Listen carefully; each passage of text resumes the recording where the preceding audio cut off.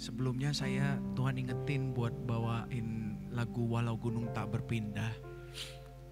Dan saya udah siapin bahan-bahannya untuk disampaikan juga sedikit pesan gitu ya.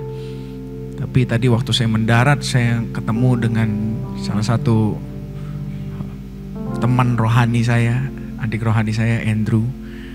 Dia ini adik rohaninya almarhum Bang Raditya Oloan. Kita kenal udah lama banget. Dari zamannya dia masih berantakan sampai sekarang jadi pengusaha sukses ya. Parjo, apalagi dulu namanya aja. Parjo yang pernah nongkrong di Parjo, mungkin teman-teman mahasiswa ini yang punya nih. Ya. Dan dia tadi cerita tentang bagaimana Tuhan pakai dia. Dan itu mengubah jadinya pesan yang mau disampaikan hari ini. Boleh kita dengar kesaksian Andrew sebentar ya, Bapak Ibu Saudara-saudari ya. Boleh kasih tepuk tangan dong buat Andrew.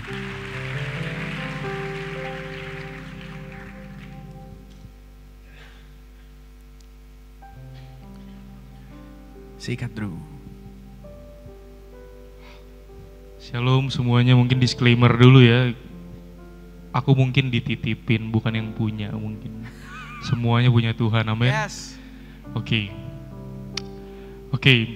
Tadi mendaratnya Bang Yesua ke Semarang, aku sempat share ini sih. Mungkin aku share backgroundku dulu.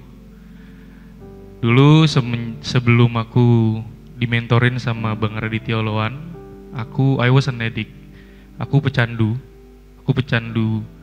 Emang senang banget kecanduan gitu anaknya. Apapun lah. I used to love drugs. Aku suka narkoba dulu. Aku suka gambling. Ya, aku suka seks mungkin. Ya, hal-hal yang sifatnya menghancurkan, that's me. Oke, sampai akhirnya aku bertemu dengan Tuhan, pertemukan aku dengan Bang Raditya Oloan. Dia mengajarku tentang kebenaran-kebenaran, bagaimana kita didesain, manusia tuh harusnya hidup seperti apa, tujuan kita bagaimana, Tuhan Yesus mau kita hidup seperti apa. Dan aku coba untuk mengenal Tuhan sejak itu. It's been 8 years, ini udah tahun ke-8. Aku mencoba untuk mengenal Tuhan dan berjalan bersama Tuhan Yesus di hidupku. Aku mau share ini. Jadi ada satu cerita lucu di mana puji Tuhan aku sekarang lagi suka olahraga, aku suka nge-gym. And then waktu itu aku nge-gym malam, aku minum pre-workout, dan pre-workout itu bikin aku nggak bisa tidur, bikin kita nggak bisa tidur. So itu udah jam 4 pagi banget, dan aku lagi suka main, kalau ada yang tahu main game Plato, itu salah satu game di HP. Aku dikasih tahu sama adikku, dan kebetulan adikku pada hari itu lagi mau tidur sama aku. And then dia ngasih tahu aku, "Mas, lu tahu nggak sih kalau di Plato nih kita bisa ngobrol sama orang seluruh dunia loh," gitu kan. "Oh iya," gitu kan, "coba cari coba." And then dia bukalah Platonya, dia ketemu sama salah satu orang Spanyol. And then ngobrol lah dengan bahasa Inggris yang terbata-bata. And then si orang Spanyol ini, karena adikku di sebelahku, aku dengar si orang Spanyol ini ngomong kalau, "Do you smoke weed?" katanya. Adikku nggak ngerti itu apa. "Mas, ini apa?" katanya gitu. "Do you smoke weed?" katanya. "Ah, udah sini, kasih gua aja, lu diem." Aku ngobrol lah sama orang Spanyol ini lewat Plato. And then aku mendengarkan dia berbicara tentang weed itu ganja. Aku berbicara tentang ganja sama dia, dan aku share hidupku, kesaksian hidupku, bagaimana aku bisa lepas dari itu. Bagaimana Tuhan membantuku untuk melepaskan itu semua, bahkan membuat aku muak dengan hal itu sekarang. And then dia namanya Jorge. Mungkin kalau dalam bahasa Spanyol dia dipanggil Jorge. Nama dia George. Aku disuruh panggil dia George, oke. Dan si George ini sambil mendengarkan aku bersaksi, dia menangis. Dan ya karena bahasa Inggrisku juga terlalu terbata-bata, cuman untung aku punya Roh Kudus yang mungkin membantu aku pada saat itu. Dan aku punya ChatGPT juga ya, untuk nanya-nanya juga. Dan ya puji Tuhan sampai sekarang nih, aku masih chat-chatan sama si George. Jadi kesimpulannya dalam pembicaraan kita 2 jam itu, 2 jam dari Plato yang out of nowhere, aku ngobrol sama salah satu orang Spanyol. Kesimpulannya dia merasakan Tuhan. Di pembicaraan kita pada saat itu aku bersaksi dan dia juga bercerita tentang hidupnya. Bagaimana dia merasa kalau saat-saat ini adalah momen terendah dalam hidupnya. Dan aku share juga tentang bagaimana hidupku saat ini, bagaimana aku membangun hubunganku dengan Tuhan, bagaimana aku memandang dosa-dosa yang mungkin selalu memanggil. Tapi di situ George bener-bener, aku mendengar dia menangis dan dia bercerita kalau bapaknya ternyata seorang pendeta, ibunya seorang guru, dan dia merasa hidupnya nggak berguna, dia merasa dia nggak layak, dia merasa dia sehari-hari cuma bisa ngeganja doang, dia cuma ngabisin duit orang tua dia doang, dia nggak tahu hidup dia mau ngapain. Intinya dia ngerasa ini adalah hidup, ini adalah momen terendah dalam hidup dia. Dan wow, aku bener-bener ngerasa di situ, wow, Tuhan Yesus itu kerjanya, Tuhan Yesus bekerja bener-bener kita nggak akan pernah tahu kapan. Tapi dalam konteks ini yang aku dapatkan itu lebih ke, wow, mungkin selama ini aku sering hidup ya cuman minta sama Tuhan ya untuk provide kehidupanku. Aku minta Tuhan luruskan jalanku, Tuhan jaga setiap sisiku, supaya aku bisa terus dalam perlindungan Tuhan. It's all about me. Tuhan berkati keluargaku, Tuhan berkati bisnis yang sudah Kau percayakan kepadaku. Tuhan berkati setiap staff-staffku, Tuhan berkati setiap. Dan di pertemuan aku sama George juga aku belajar kalau, kita gak cuma dipanggil buat diri kita loh, kita dipanggil untuk jadikanlah semua bangsa menjadi muridku. Kita harus punya hati yang satu, kita harus punya hati yang selalu haus dan rindu akan Tuhan. Itu pasti, itu modal utama. Kita harus disiplin, gimana pun ceritanya, gimana pun daging memanggil, roh harus selalu besar. Tapi di samping itu, di samping kita persiapkan diri kita, tapi kita juga harus punya hati yang haus untuk melihat hidup orang diubahkan. Kita harus punya hati yang haus bagaimana Yesus bisa merubah hidup seseorang. Kita harus bagi setiap api yang sudah Tuhan berikan ke setiap kita. Kita harus bagi ini ke orang-orang yang membutuhkan di luar sana, karena dunia ini terlalu butuh. Dunia ini terlalu butuh Yesus. So mungkin dari kesaksianku kali ini, yang aku dapetin dari Tuhan kalau ya kita harus punya hati yang haus dan rindu untuk melihat hidup orang-orang di luar sana diubahkan. Karena dan kita juga harus jaga hidup kita agar setiap kesempatan yang mungkin Tuhan kasih bisa kita maksimalkan, biar kerajaan Tuhan bisa semakin diperluas gitu loh hidup kita. Ya mungkin gitu aja sih, Bang. Thank you, Bro. Kasih tepuk tangan buat Reta.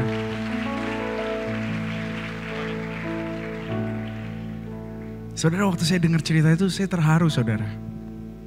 Karena saya ini bisa dibilang tuh seminggu tuh bisa 2, 3 sampai 4 kali pelayanan muter sana sini. Tapi saya lupa esensi ini, bahwa yang terutama itu bagaimana merindukan jiwa-jiwa kembali kepada Tuhan. Bukan cuma sekedar another schedule, bukan hanya sekedar bertahan hidup. Ya, mungkin panggilan saya ada di bidang rohani, ada di gereja-gereja, kebetulan Tuhan pakai lewat pujian penyembahan. Tapi jangan sampai saya lupa bahwa tujuan saya ada di dunia ini bukan cuma buat nyanyi gitu. Memang Tuhan pakai sarananya yang bernyanyi, tapi tujuannya adalah untuk membawa jiwa-jiwa kembali kepada Tuhan. Mungkin ada di antara, tadi saya lihat ada yang Akpol ya itu ya, teman-teman, atau dari mana? Dari PIB, pelayaran. Mungkin lewat pelayaran kalian memang dipanggil Tuhan untuk menjangkau jiwa-jiwa di sana. Atau lewat bisnis, lewat toko yang kita buka, lewat medis yang kita lakukan, lewat makanan yang kita buat. Saudara, Tapi yang pasti Tuhan ingetin saya lewat Kisah Para Rasul 3. Itu cerita bagaimana Petrus dan Yohanes sudah dipenuhi Roh Kudus dan mereka jalan ke Gerbang Indah. Di Gerbang Indah ketemu sama satu orang lumpuh dari lahir. Orang lumpuh itu setiap hari ditaruh sama teman-temannya di depan Gerbang Indah. Buat apa saudara? Buat minta-minta. Dia ada di rumah Tuhan, di depan rumah Tuhan, dia gak masuk ke dalam rumah Tuhan cuma buat minta-minta. Dan Tuhan ingetin bahwa aku gak mau hidupmu jadi seperti orang ini. Engkau ada di dekat rumah Tuhan, tapi hidupmu itu minta-minta doang. Dalam arti kita hidup cuma untuk bertahan hidup. Yang penting ada makan lah Tuhan. Yang penting bisnis saya profit Tuhan. Yang penting balik modal Tuhan. Yang penting saya sehat Tuhan, keluarga saya gak kenapa-napa. Jadi saya dan saya. Orang ini seperti itu saudara. Sampai akhirnya mereka berjumpa dengan Petrus dan Yohanes. Dia minta uang. Tapi Petrus dan Yohanes bilang apa? Emas dan perak tidak ada padaku. Tapi apa yang ada padaku akan aku berikan kepadamu. Oleh nama Yesus, orang Nazaret itu bangkit dan berjalanlah. Perjumpaannya dia dengan murid Yesus membuat hidupnya dipulihkan. Dan hidupnya, kita lihat saudara, perubahannya drastis. Di ayat 8, Kisah Para Rasul 3 ayat 8. Setelah dia disembuhkan, dia bangkit, melompat, dan dia mengikuti mereka masuk ke teras rumah Allah. Sambil berjalan dan melompat-lompat serta memuji-muji Allah. Hidupnya yang tadinya minta-minta, kini dia hidup masuk ke dalam hadirat Tuhan. Tadinya cuma di teras, tapi saat dia disembuhkan dan dipulihkan, dia masuk ke dalam rumah Allah. Dan dia mulai melompat, dia mulai memuji Allah. Saudara, hari ini engkau mungkin posisinya sedang ada seperti si orang lumpuh ini. Ya aku ke gereja, ya aku beribadah, tapi sejauh ini yang ada di hatiku, kerinduanku cuma satu, yang penting aku aman Tuhan. Yang penting aku dijauhkan dari mara bahaya, kecelakaan orang berbuat jahat, bungkus aku dengan darah-Mu. Hari ini Tuhan mau bilang, bangkit, melompat, masuk ke dalam rumahku, muliakanlah aku. Amin. Bukan hanya hidup untuk diri kita sendiri. Dan hari ini Tuhan mau ajak kita juga untuk menjadi seperti Petrus dan Yohanes. Hidup kita di mana kita berjalan, kita berjumpa dengan orang lain, orang itu mengalami pemulihan. Amin. Di tempat kerja kita, seperti tadi Andrew, lagi main game. Jadi bapak ibu yang anaknya lagi main game, jangan dimarahin. Ya, itu ternyata tempat penginjilan saudara. Ya. Tapi ini jangan jadi pembenaran, nanti pembenaran main game terus ngapain penginjilan gitu kan. Ya, kacau juga. Tapi intinya adalah dimanapun kita sedang berada, ketika kita dipimpin oleh Roh Kudus, Tuhan akan pakai kita untuk memulihkan hidup orang-orang yang kita jumpai. Amin. Dengan kuasa Yesus. Ingat, kita bukan hidup di dunia cuma sekedar kayak zombie, hidup senang, happy, gak kenapa-napa, mati masuk surga. No. Tadi Andrew bilang, muridkan siapapun itu. Tugas ini bukan cuma buat gembala atau ketua komsel atau pelayan, tapi untuk semua kita yang percaya pada Yesus. Yang percaya Yesus angkat tangan. Ini perintah Yesus, muridkanlah, jadikanlah semua bangsa muridku. Gimana caranya? Jadi teladan, hidupi kebenaran firman. Gimana caranya? Melekat pada Tuhan. Amin. Dan hidup bukan lagi untuk diri kita sendiri, tapi hidup untuk memuliakan Tuhan. Dan kita rindu melihat orang lain pun hidupnya dipulihkan dan akhirnya bisa sama-sama masuk ke dalam rumah Tuhan dan sama-sama memuliakan Tuhan. Berikan tepuk tangan untuk Tuhan Yesus. Amin. Sama-sama bangkit berdiri. Tuhan, Kau sempurna dalam rencana-Mu dan karya-Mu. Ku serahkan hidupku, murnikan dengan Roh-Mu. Katakan, Tuhan Kau sempurna. Tuhan Kau sempurna. Amin.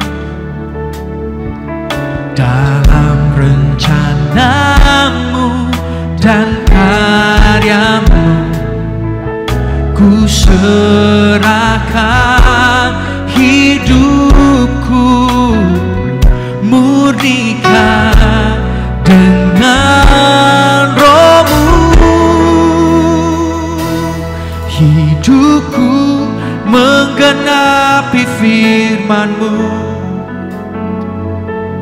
tanda mujizat sertai tiap langkahku. Kau bersamaku, di dalamku, jadi bukti kebesaran-Mu. Katakan hidupku, angkat tanganmu. Hidupku menggenapi firman-Mu. Amin. Tanda mujizat sertai tiap langkahku. Kau bersamaku, di dalamku, jadi bukti kebesaran. Berikan tepuk tangan untuk Tuhan kita yang besar. Tuhan, Kau sempurna. Tuhan, Kau sempurna. Amin. Dalam rencana-Mu dan karya-Mu, ku serahkan hidupku, murnikan dengan Roh-Mu. Tuhan, Kau sempurna. Tuhan, Kau sempurna dalam rencana-Mu, dan karya-Mu. Ku serahkan hidupku, murnikan dengan Roh-Mu. Hidupku menggenapi firman-Mu. Amin. Tanda mujizat sertai tiap langkahku. Kau bersamaku, di dalamku, jadi bukti. Oh, hidupku Tuhan, hidupku menggenapi firman-Mu. Amin. Tanda mujizat sertai tiap langkahku. Kau bersamaku, di dalamku. Ini yang kami percaya Tuhan. Hidupku menggenapi firman-Mu. Tanda mujizat sertai tiap langkahku. Amin. Kau bersamaku, di dalamku, jadi bukti kebesaran. Ayo tundukkan kepalamu, pejamkan matamu, jangan lihat kanan kiri. Saudara, engkau mungkin merasa, siapa saya ini? Udahlah, yang penting saya hidup aja, kuliah lulus, sudah gak usah aneh-aneh lah. Tuhan, mungkin kau merasa bahwa aku ini gak layak Tuhan, masih banyak dosaku. Aku masih jatuh bangun. Kau anak-anak muda, kau merasa, aduh gimana muridin orang, aku aja masih jauh dari Tuhan. Hari Tuhan mau bilang bahwa aku telah menanggung semua dosa dan pelanggaranmu di kayu salib. Semua ketidakberdayaanmu, semua jatuh bangunmu, aku sudah tebus, kata Tuhan Yesus. Aku gak pernah berhenti mengasihimu, kata Tuhan Yesus. Dan hari ini Tuhan mau setiap kita percaya bahwa kita sudah dilayakkan untuk menjadi anak-anaknya, untuk menjadi representatifnya Tuhan di bumi. Jadi hari ini maukah engkau buka hati dan bilang, Roh Kudus, pimpin langkahku. Supaya hidupku gak hanya untuk diriku sendiri, tapi hidupku menggenapi firman Tuhan. Hidupku memuliakan Tuhan. Bukan hanya bertahan hidup saja di dunia. Bukan hanya hidup asal lewat dan jadi kenangan, tapi hidup kami justru memuliakan Tuhan dan memberi dampak dimanapun kami berada. Dan makin banyak orang mengenal Yesus. Jika engkau rindu, taruh tangan kananmu di dadamu hari ini. Bawa hatimu pada Tuhan. Bilang, Tuhan pakai hidupku. Aku percaya aku dipanggil bukan hanya untuk ada di dunia, tapi untuk memuliakan Tuhan. Bukan hanya ada di gerbang indah, tapi masuk ke dalam bait Allah. Ada di dalam hadirat Allah. Dan membawa orang-orang yang tadinya hidupnya hanya untuk dirinya sendiri, bisa tahu bahwa Tuhan sayang pada mereka dan Tuhan rindu hidup mereka pun bermakna. Dan akhirnya kami sama-sama ada di rumah Tuhan dan menyembah Tuhan sepanjang hidup kami.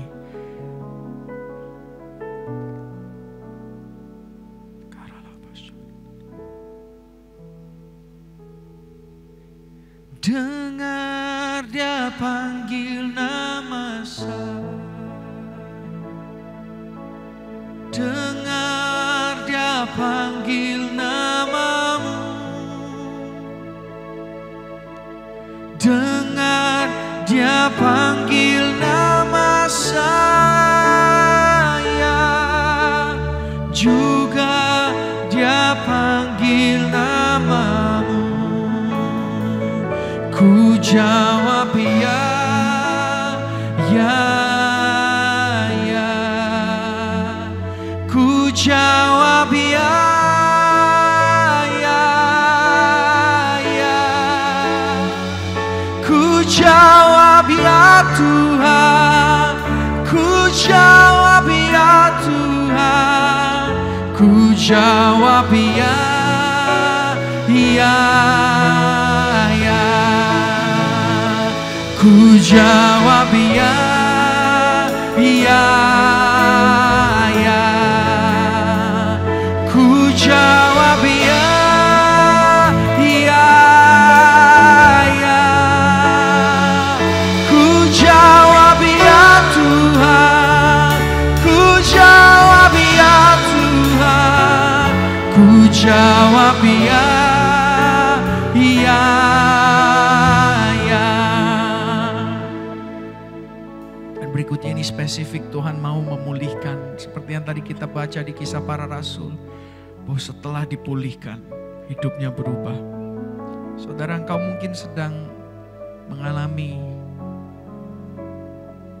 pergumulan. Bukan situasi di luar, tapi di dalam hati dan pikiranmu. Ada ketakutan, ada kekhawatiran. Kalau itu dirimu, taruh tangan kananmu di dada. Kemudian engkau yang sedang mengalami kepahitan, kekecewaan. Pahit sekali rasanya, sulit mengampuni dengan siapapun itu. Entah itu dengan orang tua, entah itu dengan keluarga, entah itu dengan pasangan, entah itu dengan kerabat kerja yang dulu pernah mencurangi. Kalau itu engkau orangnya, taruh tangan kananmu di dadamu hari ini.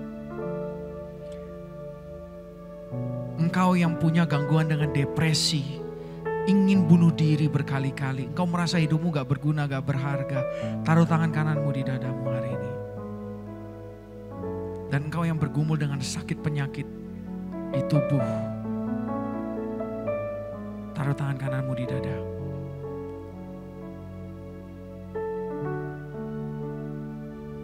Bilang dalam hatimu, Tuhan, aku mau dipulihkan. Aku mau disembuhkan. Ku jawab ya. Ku jawab ya. Ku jawab. Kami mau dipulihkan Tuhan. Kami mau disembuhkan Tuhan. Ku jawab. Emas dan perak tidak ada padaku, kata Petrus. Tapi apa yang ada padaku kuberikan kepadamu. Demi nama Yesus, orang Nazaret, aku perintahkan pulih.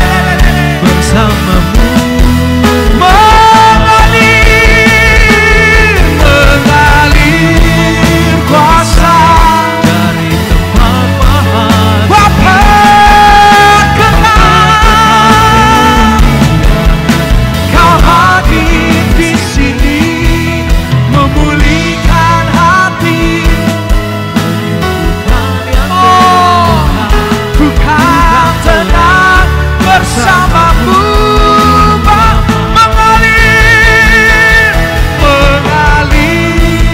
kuasa dari tempat mahal. Kami pulih Tuhan, kami sembuh Tuhan, kami bebas.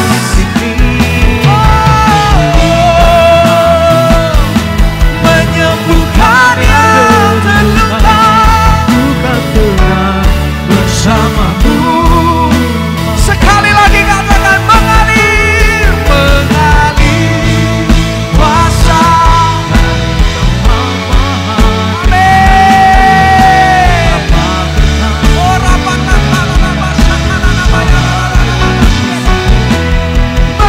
memulihkan hati.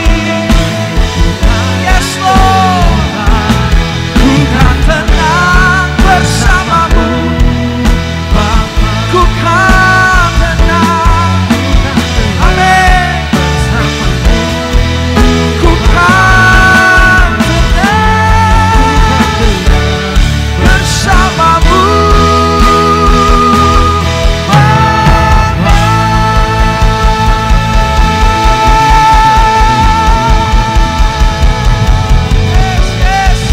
Yes, berikan sorak-sorai bagi dia.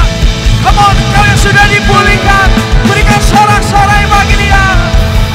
Come on, come on, come on. Yes, yes, yes, yes, yes.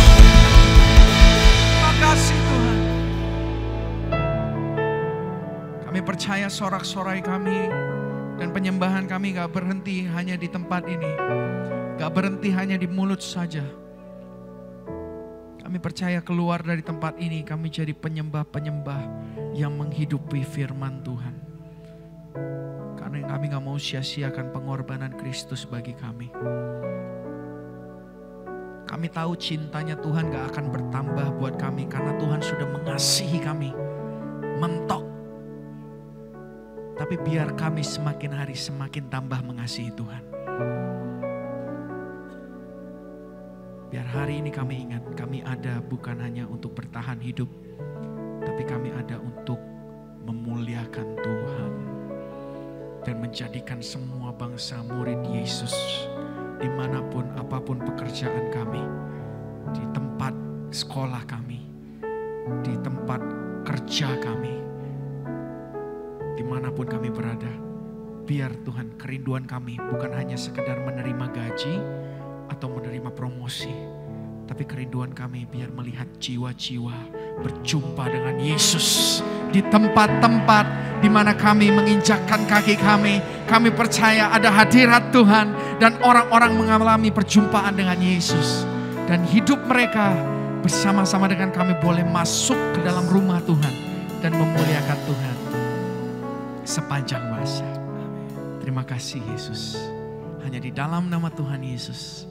Mari setiap kita yang percaya dan rindu terus memuliakan Tuhan. Sama-sama katakan amin.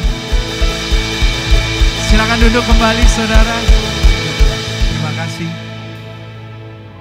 Saudara boleh kasih tepuk tangan untuk tim puji sembah.